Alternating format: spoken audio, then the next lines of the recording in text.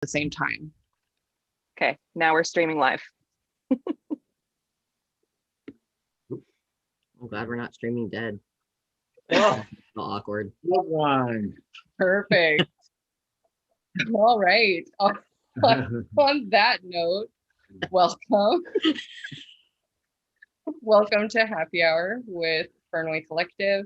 Today we are doing All Pride, No Prejudice, our special group panel for Pride Month. So I would love for everybody to go around and introduce yourselves. Owen, would you like to start?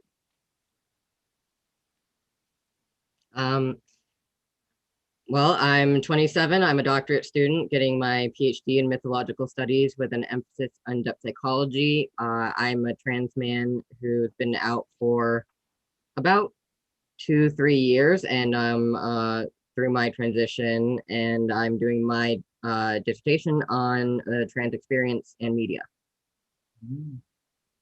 Awesome. Thanks for being here, Owen. No problem.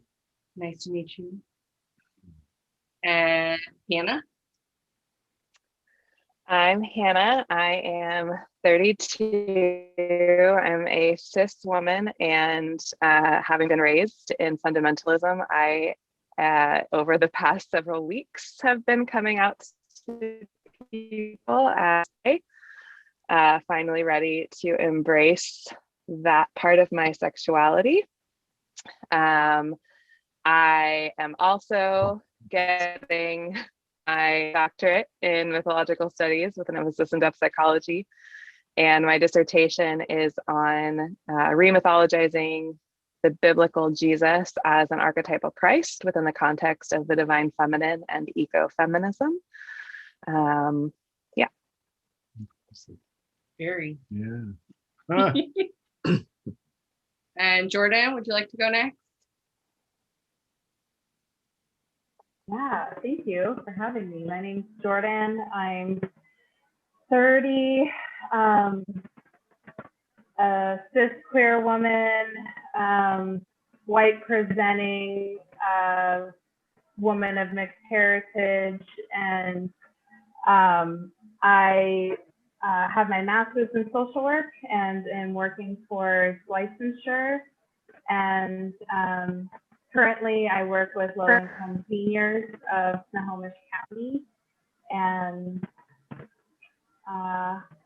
what else can I share? My coming out story, I was 10 years old when I came out to my mom, but I never had the opportunity to, well, I shouldn't say that. I had the opportunity to come out to my dad, but I chose not to out of safety for myself. And then I didn't have that conversation with him before he ended up passing away. But that's a little bit about me. Thank you so much for being here. Goldman, would you like to go next? My name is Goldman. I go by Goldman Gomez Jacobs, which is my full name. I'm 70, gay man. And I'm very impressed. I'm learning all these new things. I have a bachelor's in religious studies, a master's in multicultural counseling. Did not get those degrees until I was actually in my 60s. So I'm retired.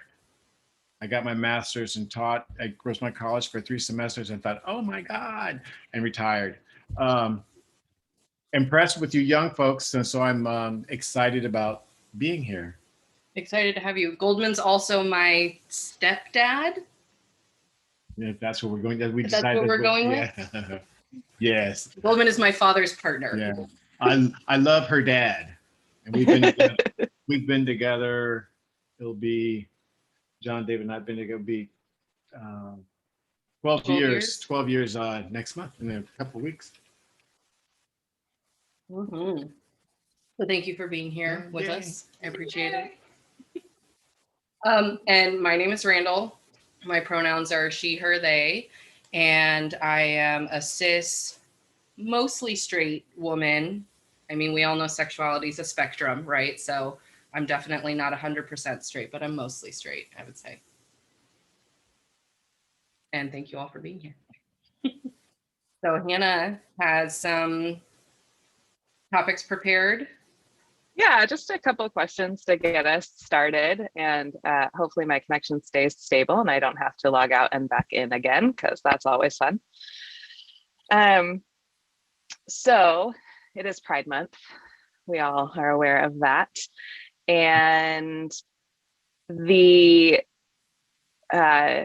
I'm going to pose two questions to start, because at least in my mind, I see them as related. So whoever wants to pop in and answer one or both, please feel free. I'm just curious. I would love to hear. So our goal is that this be a celebration of Pride and a celebration of queer identity. So the hope is to showcase that joy in our experiences, because I think we have enough stories about the hardships. So it's Pride Month, so really just wanting to celebrate queer joy. So that being said, obviously share whatever you want, but don't feel like you need to share anything negative. If you want to just focus on the positive, then that is 100% okay. So my question to start us off is, what does Pride mean to you, and why is Pride Month important for you and also for the larger community?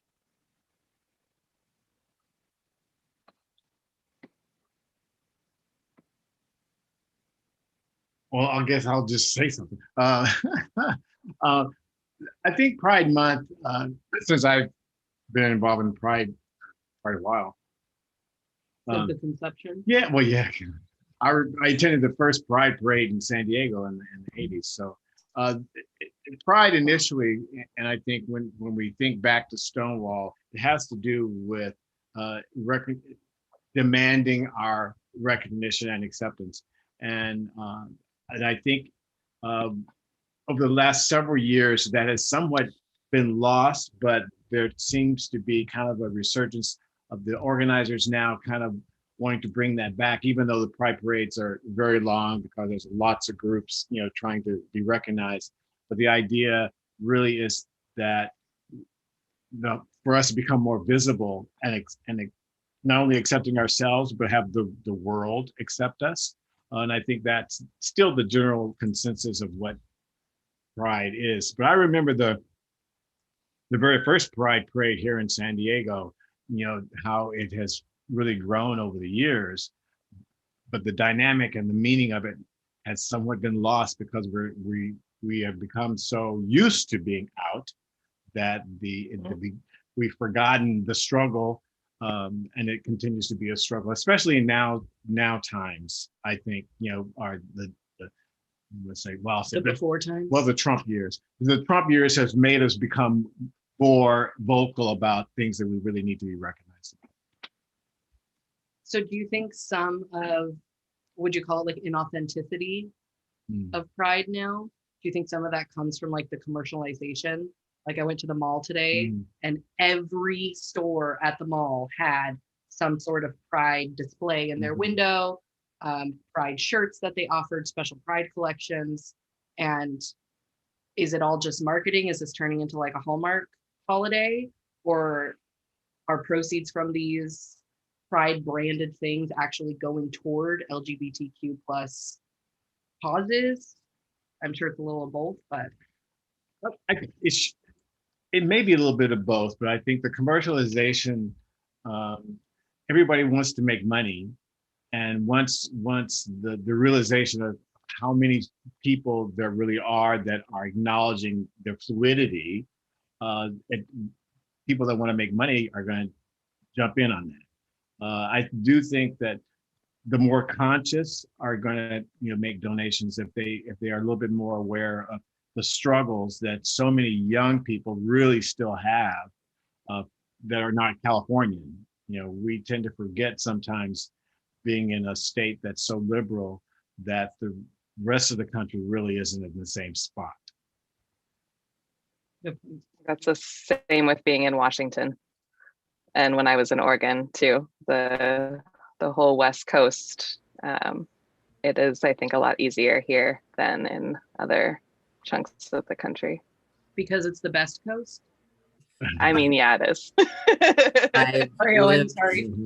it's okay.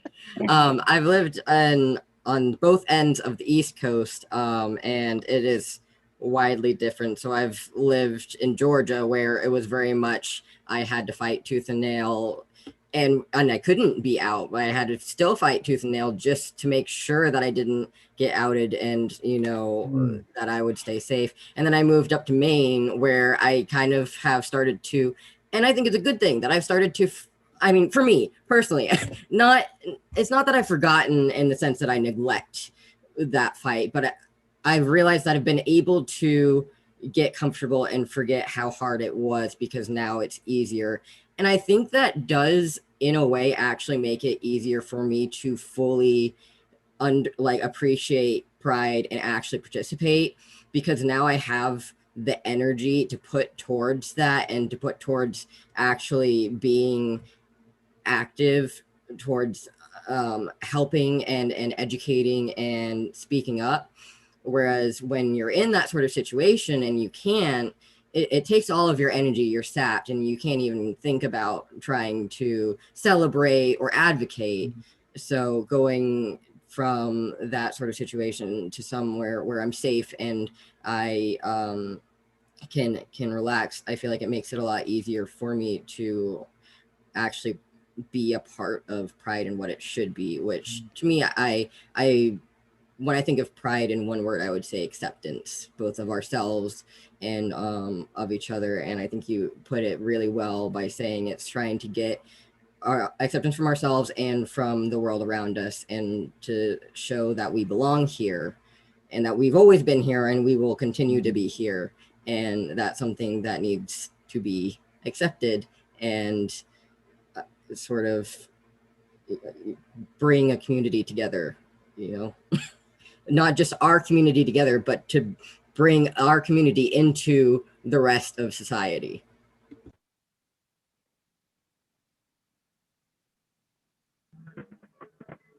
I'll jump in. I Pride for me, to piggyback off of what was already shared, I want to say it's also incorporating celebration as well as honoring those who paved the way for us that are here today. And yeah. And for me personally, I'm still learning what my connection is to Pride, and what kind of value it holds for me personally, as someone who came out fairly young, 10 years old, and has kind of struggled a little bit growing up, trying to better own and accept who I am as an individual.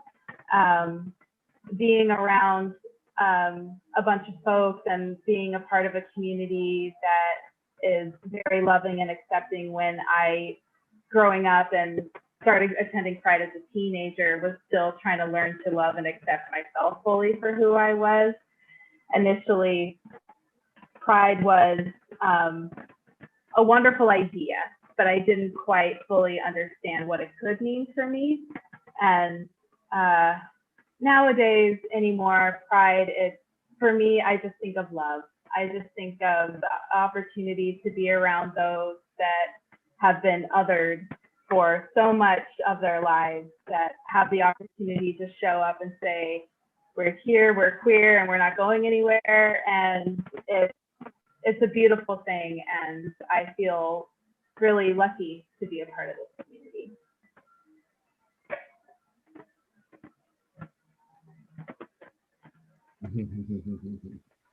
I'll share just a little bit. So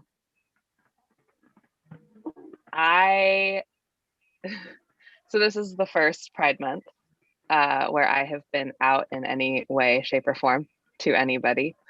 And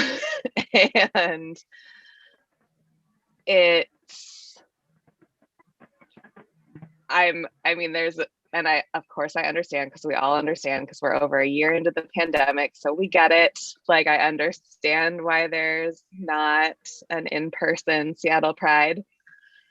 But I will be attending the virtual Pride. And I'm looking forward to that. I am disappointed. That'll be my first Pride experience. I've never attended any Pride events before. But I think that kind of what you have all spoken to about acceptance, both of ourselves and within the community, and then having our community be accepted by everyone, as well as love, self-love and community love. There was something, I was like very aware of Pride Month back in like March, like that Pride Month was coming, and that I was like, I think I'm ready. I think I am ready to start sharing this part of myself with the people closest to me. And so I did that for several weeks and months, including a couple of text messages yesterday where I was like, shit, I'm about to go live on this. And there are a couple people that I haven't told. So unfortunately, they got that really like lame text like, oh, by the way, before this was on Facebook. But so I think for me, like right now, where I'm at in this very moment, Pride is I guess it's like a safe space to come out and join this community, really. So.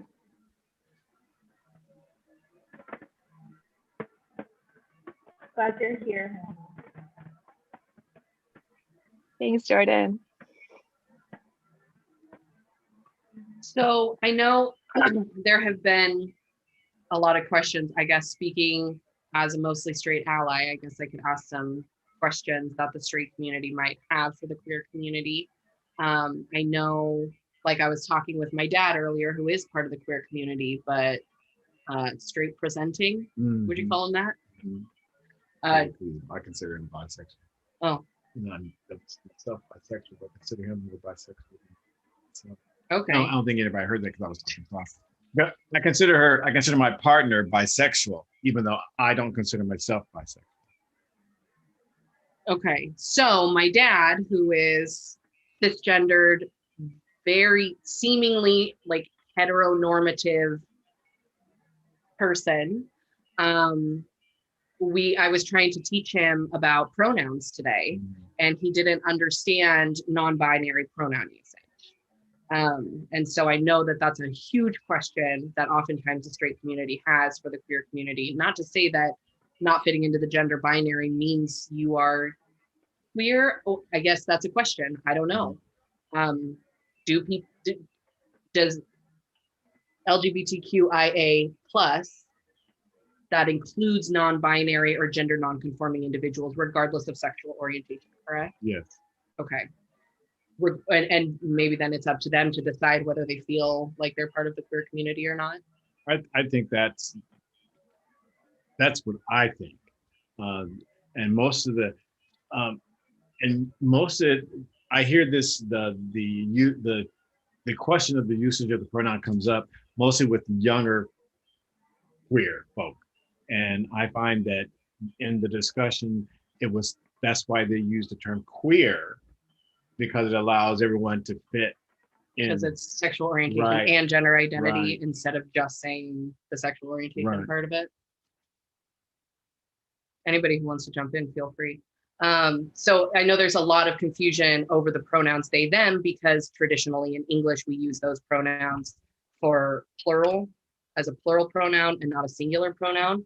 But what I explained to my dad earlier today was that we do in English use they, them as a singular pronoun when the gender of the person we're speaking about is unknown. So a lot of people, I think, outside the queer community kind of have difficulty wrapping their head around that. And I would say, like, if I found a jacket in my classroom, I would say, I would use they to say, is this, do we know, does anybody know whose jacket this is, or who, shit, I forgot the way I said it. I forgot too, But we'd say their jacket, right? Right. Like, because we don't know who the object belongs to. So we would use that pronoun that's how you use when it. we don't know what the gender is. You'd be But- like, hey, someone left their jacket. Does anyone know? Thank who you. it is?" God, what is Owen for the win. Yeah, someone left their jacket here.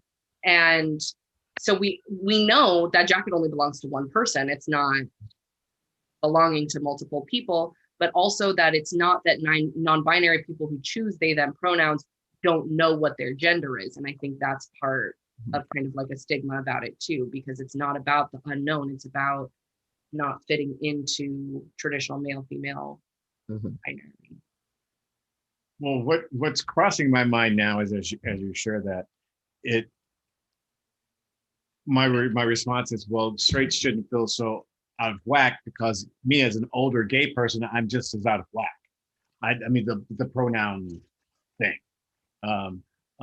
So I've had to also learn and accept and understand the usage of younger folks that actually where they use or find those usage of pronouns more important Than perhaps your generation. than my generation. Yeah, because I'm old folks, and we just hid behind closets and said he and she, not really totally understanding the whole concept of trans and how that worked and what that meant. And we just didn't understand that. That's why a straight person shouldn't be so caught off guard because an old gay person is just as off guard. So like just the culture is changing. Correct. And not that the identities or the people themselves have changed, but the language that we're using to describe. Yes. Yeah. There's All also about- more opportunity. Sorry to cut you off. There's more opportunity now to actually start engaging with those ideas and exploring them. Whereas, like you said before, you sort of hid behind closets and behind the the proper, like the allowed pronouns he and she, which were what were okay.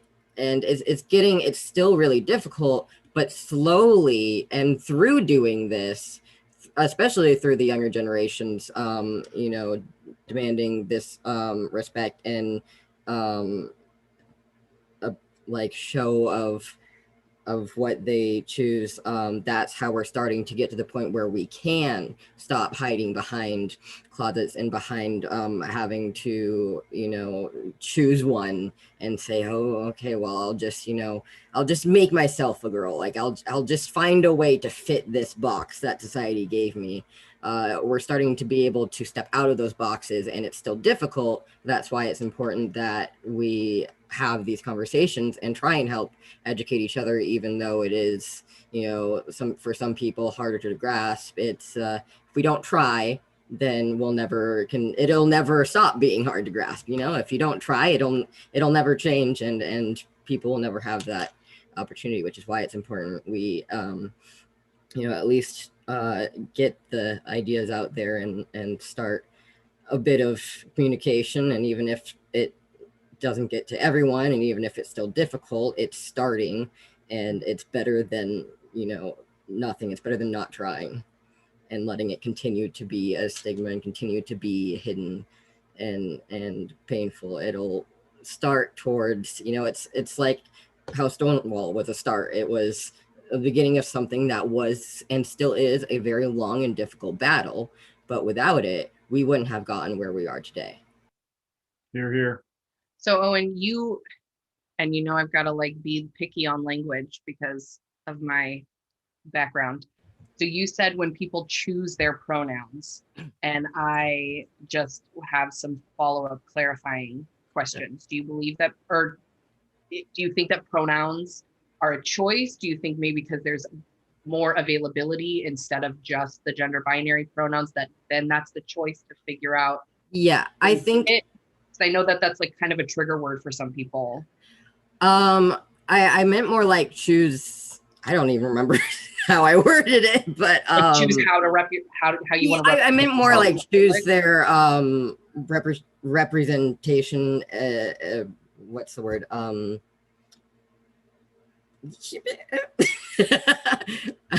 Presentation. There you go. But I do. That is a good. Either way, it's a really good question, and I think it's a little bit of both. For instance, this might be helpful to bring up is so I'm a trans man and I've been out as a trans man for about 2 or 3 years, but I mentioned growing up in Georgia, and I came from a very closeted, very unaccepting, very conservative area. Um, it I didn't even know that transgender existed until I was in college and I met some people who were trans. I literally had no clue it was even a possibility. So I didn't even have the idea to consider that this was a possibility until I was 20. So once I did, I started learning, and I went by non-binary for a while because I had gone for 20 years not even knowing this was a possibility to figuring out this is a thing, and then I associate with these. So I took it slow, and I identified as non-binary for a while and went by they them pronouns. And I did go through, like asking people to respect that and everything, and as they should, some people did. Of course, I got a lot of backlash, but in the end, that was my journey towards figuring out what gender I was and how I felt about gender, and giving me the liminal space to do the research and understand, while knowing I didn't identify with she, her, or femininity, and I did not want to be in that, but not knowing what I did want to be. So in that way, I did choose to go my pronouns to be they them because I needed something that would give me the space to explore and to figure out how I felt, while not having to be forced to continue to be in something I knew was wrong without knowing what was right. So I think it can be both. It depends on the person's experience. You can choose, okay, these are what will work for me right now with what I need at this moment, with what I feel and what I currently have a need for. Or it could just be something that, like, you instinctively know. It could be even with neopronouns. I've known people who have come across neopronouns, and they just knew. They were like, this feels right. This is it. They didn't choose it. It kind of chose them, in the sense that they found it and they're like, oh yes, this is me.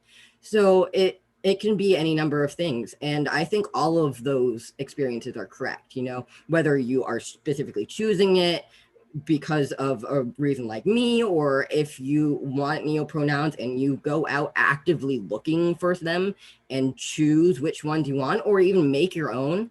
All of those are perfectly valid ways to experience, because it's your experience, it's your gender, whatever works for you is absolutely how you should do it. And I think we should totally validate all of the above types of ways, whether you choose it, whether it's just inherently known. They're all great, wonderful ways to be you and to explore and show and experience. No, that was right on. Nice. Bravo.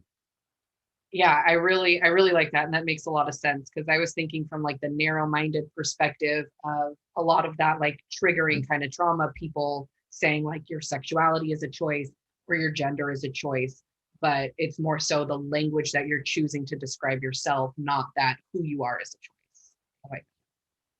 Okay. And I've heard from other trans folks in general, and queer youth in general, that had pretty much gave the same definition of how they were choosing this, how they were using their pronouns in other discussions with folks. That's like right on. When I worked at the LGBTQ center, well, it's LGBT center here in San Diego, and met a number of folks that went with this same, trying to define which pronoun they would use or how they would want to be presented, then that would be right. So Goldman, you also grew up in the South, Mm. like Owen. Not in Georgia, but in Oklahoma. Yeah. South, Yeah, South yeah, yeah, adjacent, Southish. yeah. So I know like you and I have talked about identity before, and obviously like there's no just like narrow identity, right? Everything is intersectional. And as a gay Black man, you specifically choose to put your Mhm. identities in that order. Yeah. Can you speak on that a little bit? Yes. I guess basically because I've always known that I liked other men, boys, from five or 5, 6, and so to me, I've always seen myself as I grew up and then began to understand what it was.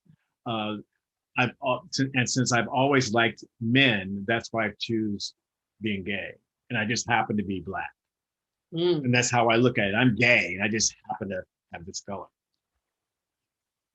And so, but it's interesting that that you shared that because I think I've shared with you before. Because in my master's class, I did the CBB program at San Diego State, and in our What does CBB stand for? it's community block community. What is it? Community block. Something about the community? Well, yeah, because we had to spend the whole idea in the multicultural program with the master's program. It was condensed within a 1-year span for this master's for the multicultural program, and we spent half of our time in the community, volunteering, counseling for the community. Our class was like in the community library, so that's where the community came from. And it was basically on social justice. And I can't think So of in it that now. program, So in that program, in the discussion, we had a discussion with our social justice group where we were identifying ourselves. And in our court of 27 of us, my instructors always found it strange that I recognized as gay before being Black. So that it is something that continues to actually be prevalent in my life. I mean, I'm constantly aware of being gay and Black and not acknowledging my Blackness before my gayness. So that's a general conflict I experience on a regular basis, actually. so would you say that's more because you struggled with your identity as a gay man or faced more adversity with your sexuality than your race? Or I would say I struggled more with being Black than being gay. Oh, like you own the gay part of yourself more? Right, correct. I've always owned the gay part, and even though because we moved from Oklahoma to California when I was 14, so I really kind of grew up, in California, but because who I was always accepted in my family, and I always saw myself as gay. And our discussions in the family were with the conflicts with the rest of the world, which were Black. Back in those days, I was a Negro. I was a Negro back in those days, but that word makes me really uncomfortable. Oh, really? I'm sorry. I feel don't apologize. Like it's like I was raised to say that's like a bad word to call somebody that. That's like a pejorative term. Yeah, wow, that's interesting. But because of the conflict outside of our home was because of civil rights and being Black in America, that's where the conflict was, not that I was gay. Even though they couldn't put a name, they couldn't put a word on it. They were probably just seeing me as a guy, homosexual. My family was seeing me homosexual, but I was accepted that way, even though outside it's not. So that's why I think it's always been easier for me to be gay than it has been for me to be Black. Oh, so the opposite of what I was thinking. Yeah. That's really interesting. Thank you for sharing. Goldman's getting all sorts of comments. You're the breakout star of this panel.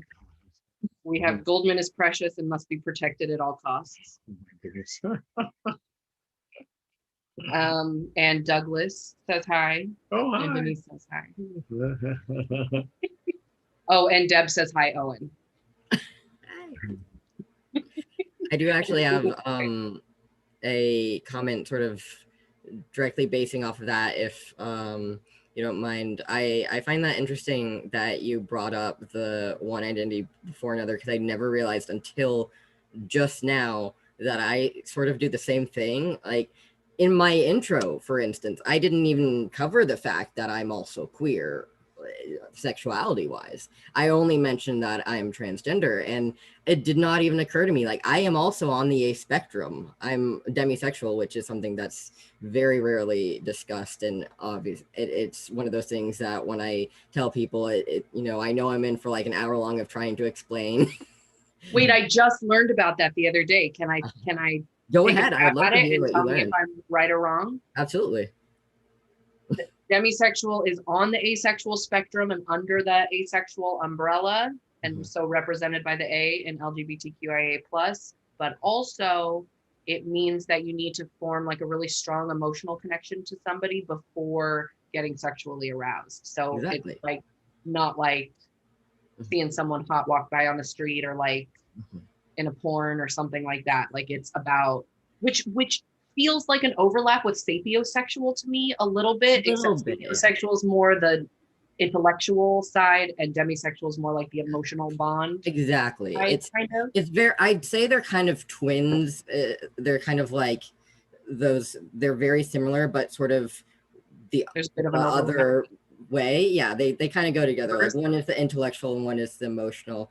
And you said it perfectly exact. That is what it is I don't feel underlying sexual attraction to anyone. Like obviously I have aesthetic attraction where I can look at someone and be like, oh, they're beautiful and they're attractive, but I don't feel arousal until I have developed a very close emotional connection with someone. So I have a fiance. We're getting married this September, and they are the only person that I've ever been with, the only person I've ever felt that attraction to, because they are the only person that I have ever been, been able to get through those. And I think for me, a lot of it's probably trauma, and this may not be everyone's, who knows, but at least the reason why I never got that attraction to anyone else is because they're the first person that I managed to break through those walls with, and get past the trauma enough to trust them.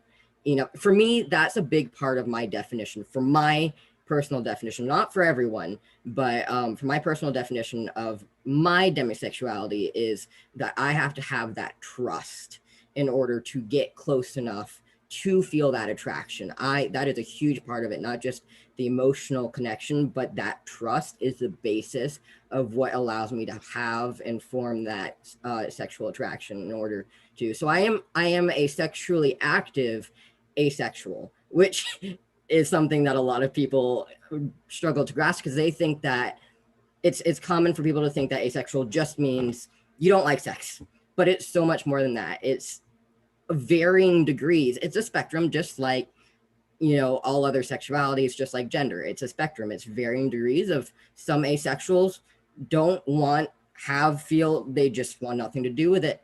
Others are like me, where they have to have a specific set of circumstances where you can feel sexual attraction, but only under these circumstances. And it's very interesting. I could talk a lot about that, but basically I realized through your discussion that I do the same thing, and I don't think that I'm like intentionally or unintentionally neglecting parts of my identity, but I think that I have noticed from thinking about it while you were talking that I will choose which one or which ones, depending, to sort of have to discuss based on the situation I'm in and the people I'm around. So I think that's really interesting, that I didn't even realize that I do that, but I think I sort of, it depends on, I on who I'm talking to and what I'm talking about will determine what part or parts I bring up, which ones I don't talk about at all, or which ones I might say first. Like if I'm with a group talking about, sexuality spectrum, I'm probably more likely to start off with, I'm an ace trans man, or I'm an ace man, and I might not even bring up being trans unless it becomes relevant. So I just think that's something that's interesting, and probably a lot more of us might have some sort of experience with than realized, and maybe others will now, sort of do that introspection to think, do I do that, and why, and in what ways? And Jordan, if you're comfortable, I would love to hear your thoughts on kind of how you prioritize your identity. That's exactly what I was going to. Yeah, I think I'll echo what was just shared, that, I think depending on the group that I'm in, it kind of depends on what is shared before me. I'll say that. Oftentimes when I'm with a group of folks, those that I'm very familiar with, those that I don't know at all, and I'm doing that formal intro of, hey, I'm Jordan, I'm XYZ. I tend to follow the leader, is how I'll describe it. So if someone comes forward and starts with pronouns, starts with their gender identity, their sexual orientation, I usually follow suit. If I'm leading the discussion, I try to be as all-encompassing of all possible identities that I carry that might resonate for others, that might feel comfortable sharing with that. Personally, I'm someone who has struggled with my racial identity for most of my life. So that's a hot button topic for me.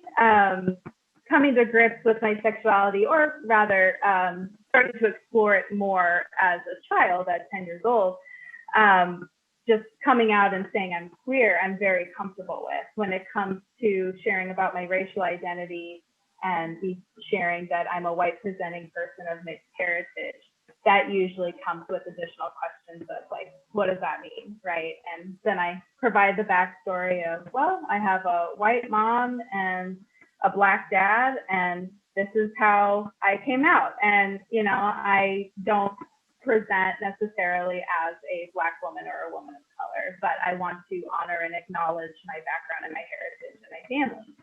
So usually when I'm sharing and prioritizing, cisgender queer woman is like the first words out of my mouth. I've owned that and known that for the vast majority of my life. My racial identity I have also known, but haven't really owned or been comfortable really discussing without the fear of being judged or called out as being a liar. I mean, growing up, my peers would see me with my dad and automatically presume that I was adopted, because there's no way that man could have been my father. So getting that kind of messaging from my peers for the majority of my upbringing was a challenge. And it was just so much easier for me to just say, yeah, I'm white. Like, I'm not going to fight with you. I'm not going to argue with you. Like, yeah, I'm white. And then as I got older, I realized that it didn't feel right to say that and to not truly acknowledge and own and appreciate and admire and love all of who I am, which includes my dad and his side of the family and all my Whitleys out there. And so I'll say that my very long-winded way of answering your question.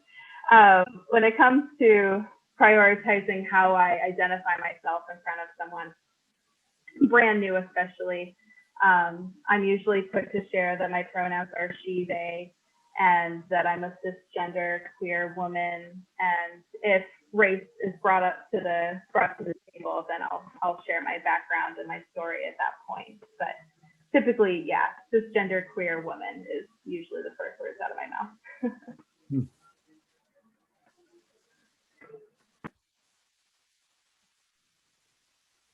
I have not quite figured out how to introduce myself.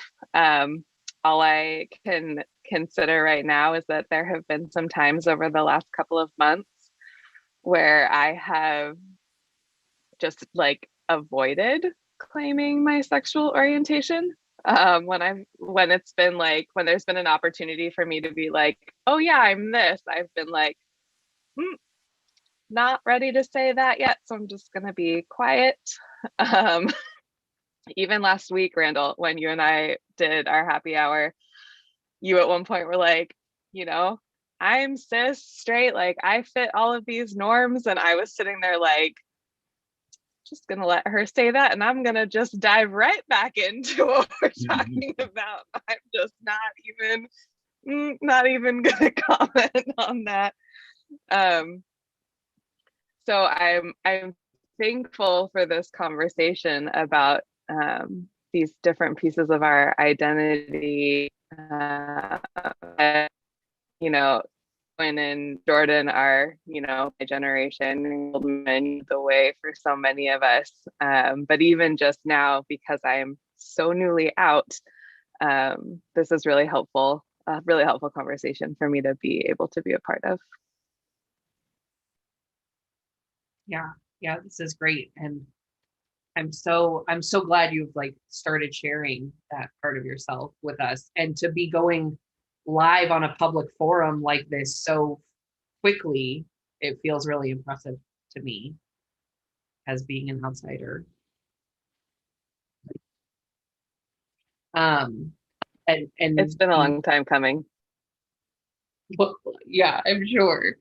So I guess like I wanted to talk a little bit about gender identity, like being separate from sexuality, and making sure that we're like really, really clear about that for everybody who's watching. And I know we've been using the term cisgender a lot in this conversation, and we should maybe define that for people who are unfamiliar with it, because it's kind of newer in the lexicon, or at least in like the vernacular. I should stop using academic words. It's a newer piece of language that we use on the streets. So cisgender means that you identify with the gender you were born with, assigned at birth. Is that how we say that? Yeah. On the birth certificate, it said he. Yeah, I think it says male, but What do I know? I've never seen. Do you have a birth certificate? I think so. Did they exist when you were born? Right. I think they made them when I was born. With writing invented. Yeah, I think Chiseled into a stone. Like your dad. It's crazy.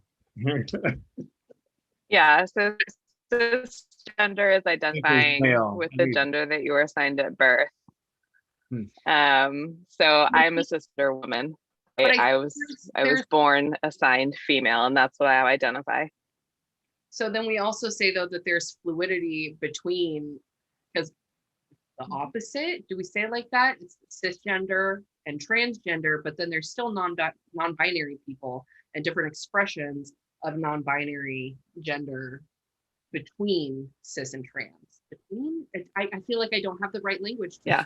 I look at it as more of a sphere than a line. I think that might help you. Is you seem to be confused because I can see that you're trying to grasp the fact that you want to say with language that they're opposites, but you're aware that they aren't. And that's why it helps me I look at it as a sphere. And it's a spectrum.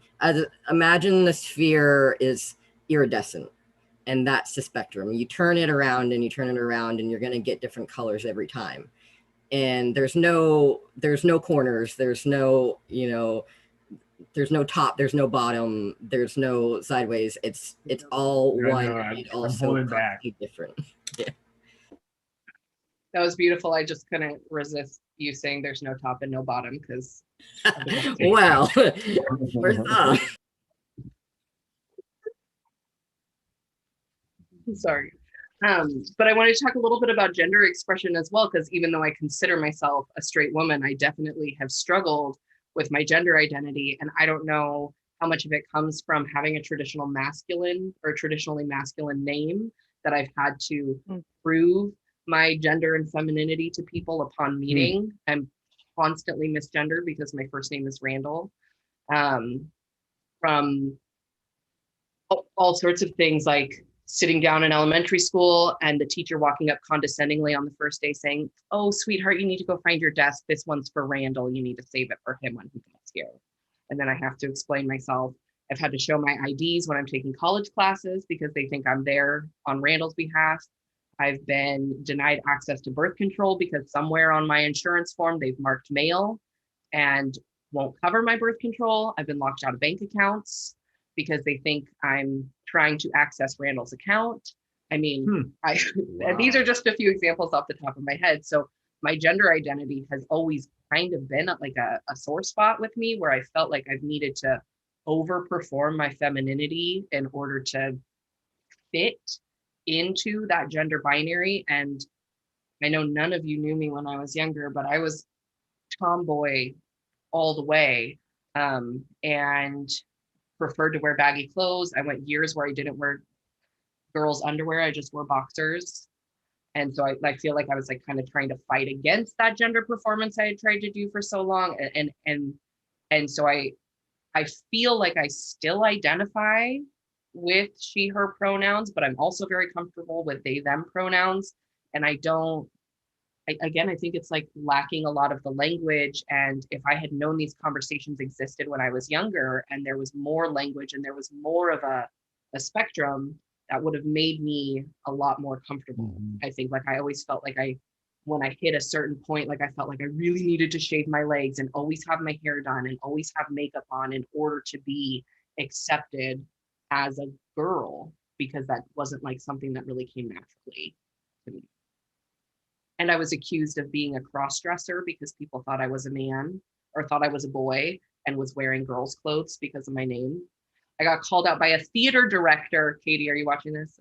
A theater director had in a rehearsal in front of an auditorium of like 200 kids. I walked up to audition for a role and I was wearing like heeled character shoes and leggings and girl clothes. And they called Randall and he's like, "Oh, what are you, a cross-dresser?" And I was in like 7th grade. I thought I was going to melt into the floor because of course that was like a pejorative term at that time too in the 90s. And I'm just really appreciative for the queer community having these conversations about gender identity and fluidity and how there's more than one right way to be a woman and there's more than one right way to be a man and there's more than one right way to just be a human regardless of gender identity. And that's something that it's taken me a really long time to learn and get comfortable with and get comfortable being places with no makeup or not wearing a bra or, you know, like looking less traditionally female. Exactly. Thank you so much Everyone. for sharing that story, Randall. That was very powerful. And I just wanted to say, like when you started to share the story for yourself, I instantly was like, oh man, I grew up with the name Jordan, and for a long time that was like strictly a boy's name. And so in elementary school, I would get teased all the time, and I would have short hair very regularly throughout my whole life. And so Girl, I had a bowl cut and an undercut in elementary school. yes. Undercut. Love it. And so, I mean, I did not experience nearly the amount of discrimination and prejudice that you did, but I mean, I wouldn't call it discrimination and prejudice, but it was definitely uncomfortable.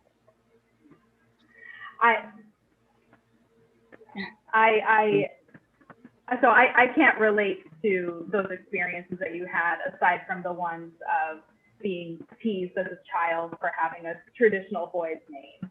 And now anymore, I meet way more people that identify or present as female with the name Jordan than I do meet those that present or identify as male with the name Jordan. So that experience I definitely remember and relate to. But I just wanted to thank you for sharing everything that you did with us. Yeah, thank you. And I think that's also a big part of why it's important that we have allies as being a part of Pride, because I know that a lot of people I've seen, you know, a lot of straight allies they're kind of nervous. They're like, should I be a part of it? Am I allowed? Am I stepping on toes if I try to be involved? Like they're not sure how far to go. Like, should I be a part of this? And I think personally, yes, absolutely. And this is why allies absolutely should and can be involved in Pride in these discussions, because it helps all of them. And that's the part of what Pride is about, is helping everyone get to the point where you can be you unashamedly, you know, where people like you don't have to go through experiences like that, and don't have to, for any reason at all, don't have to hide a part of themselves or be ashamed of a part of themselves, or, you know, get mistreated because of something about them. Like, that is the point, is the more we work towards this inclusiveness, the more it will help everyone, you know, of all types, of all backgrounds. And that's the point, and that's why it's important to have everyone involved in this. It's not just about us.